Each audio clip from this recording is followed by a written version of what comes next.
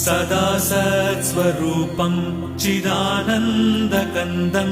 जगत्सम्भवस्थानसंहारहेतुं स्वभक्तेच्छया मानुषं दर्शयन्तं नमामीश्वरं सद्गुरुं साईनाथं नमामीश्वरं सद्गुरुं साईनाथं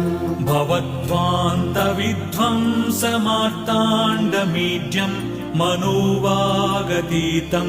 मुनिर्ध्यानगम्यं जगद्व्यापकं निर्मलं निर्गुणं त्वां नमामीश्वरं सद्गुरुं साईनाथं नमामीश्वरं सद्गुरुं साईनाथं भवाम्बोधिमग्नार्दितानां जनानां